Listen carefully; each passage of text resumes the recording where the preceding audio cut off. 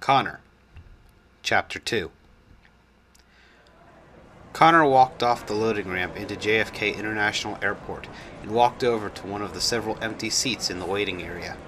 He put down his knapsack and looked around the waiting area, readjusting his teddy bear in his arm.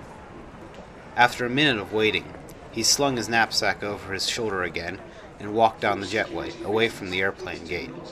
He looked back and forth among the different waiting areas and the shops that stood between them. He stepped on the moving walkway and leaned on the rail, watching the shops and gate areas move by. Suddenly, his stomach growled audibly. Connor jumped and looked down at his belly. "I think I'm hungry, Monty," Connor said to his bear. "I wonder if there's somewhere..." He looked over the railing and saw a McDonald's pass by. Ecstatic, he adjusted the strap on his knapsack and ran down to the end of the moving walkway. He turned and skipped over to the line in the McDonald's. It just so happened that the line was empty when he got there, so he stood up at the counter and looked over it on tiptoe. "Excuse me," he said, and a girl behind the counter spotted him. "Why, hello, little boy. What can I get you?" "Could I get a Happy Meal, please?" Connor answered, looking up at the girl as she leaned over the counter to look at him. "Do you have any money with you?" "Uh-huh," Connor said, nodding. "Let me get it." He then set his bear down on the counter, dropped his knapsack to the floor, and began to sift through its contents. The girl dropped back behind the counter where another girl employee and a guy employee were wrapping sandwiches and bagging meals for customers, respectively. "There's this little kid out there wanting to buy a meal," the first girl whispered to her two friends, keeping out of earshot of Connor. The guy looked over at the counter. "Is that his teddy?" "Yeah," the first girl responded. "Aw," the second girl said as Connor stood in their view, picking through a ball of dollar bills. "He's so cute. I wonder where his parents are." The first girl turned to her friends. "Think he's traveling alone?" "Can't be," the guy said as Connor pulled out a couple bills from his wad. "Not that young. Can't be older than 8. "Here you go, ma'am," Connor said as he came to the counter again and held out 2 wrinkled dollars. "Oh, thank you, sweetie," the first girl said as she came forward to take the money. "Now what do you want?" "I want a Happy Meal with a cheeseburger and fries and a milkshake." "Do you want anything on your cheeseburger?" the girl asked as she punched in the order. Connor thought and then said, "Cheese and pickles, and that's it." "Do you want a chocolate milkshake?" Connor shook his head. "No, Monty doesn't like chocolate," Connor said, picking his teddy bear up off the counter. "Whenever I get chocolate in any food I eat, he scratches me all over. I think he doesn't like my breath or something."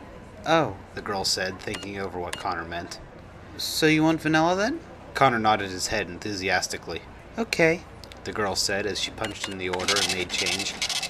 She handed him his change, which he took and put in his knapsack. The girl leaned over the counter. "Where are your parents, little guy?" she asked Connor. They're not here," Connor said shakily. "Are you traveling alone?" the girl asked as Connor glanced behind him. Connor nodded his head, clutching his bear tight and digging the toe of his shoe into the ground. "Oh, I see," the girl said, reading his body language. A minute later, his Happy Meal came out on a tray.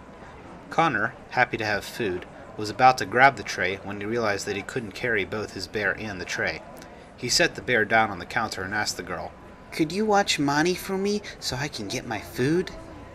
Sure, little guy." And the girl took the bear in her hands and watched as Connor picked up the tray from the counter and carefully walked over to an empty table. "That little boy is so cute," the girl said to her friends, stroking the teddy bear in her hands. "Yeah," the second girl said. "It's too bad he's probably part of a broken family." "Yeah," the girl said, looking down at the bear. "This teddy is probably the only friend he has." Connor had set down the tray and now came bounding back to the counter. The girl handed him his bear back, and, with a quick exchange of thanks, he turned and went to eat his food. When he was finished, he carefully carried the tray over to the garbage can and dumped it. He picked up his bear and knapsack and left the McDonald's, waving bye to the girl behind the counter. Moving again up the jetway, he looked to the gate his plane arrived from and found it still rather empty. He turned around and walked down the jetway now. "Monty," Connor said softly, holding his bear up to his face. I think we're lost." Connor turned slowly around, standing in the middle of the jetway. "Maybe this isn't the right airport.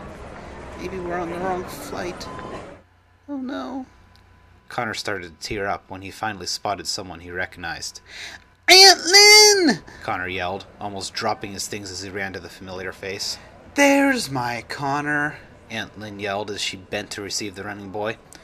They locked in an embrace for a full minute, during which Connor's crying increased.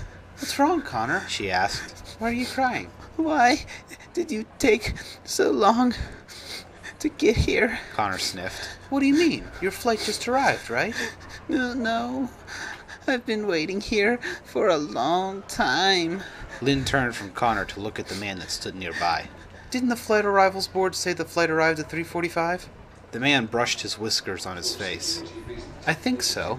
Maybe the flight arrived early. Connor leaned into his aunt, clutching his bear tight. The man looked scary from his angle, his gruff shadowing his face, and his height made him look dominating. Who's he? Connor whispered to his aunt. Lynn looked at Connor and gasped. Oh, I'm sorry, Connor. She stood up and brought the man forward. This is my good friend, Mr. Lutheran. The man bent down to Connor's level, making him look much less menacing. Nice to meet you, Connor. Mr. Lutheran extended a hand. Connor shifted his bear slowly to his other arm and shook hands slowly with Mr. Lutheran. A smile suddenly broke on his small face, and Connor turned to his bear and whispered, He's hairy, Monty. I think you'll like him. Lynn laughed loud at the ceiling at this. See, Alex? I told you should have shaved before we came. Alex Lutheran unwillingly cocked a smile at Connor's comment and attempted to hide it with his hand. So, you ready to leave, Connor? Lynn asked. Let's blow this popsicle stand, he said enthusiastically, pumping a fist into the air. Lynn laughed again as they all started walking.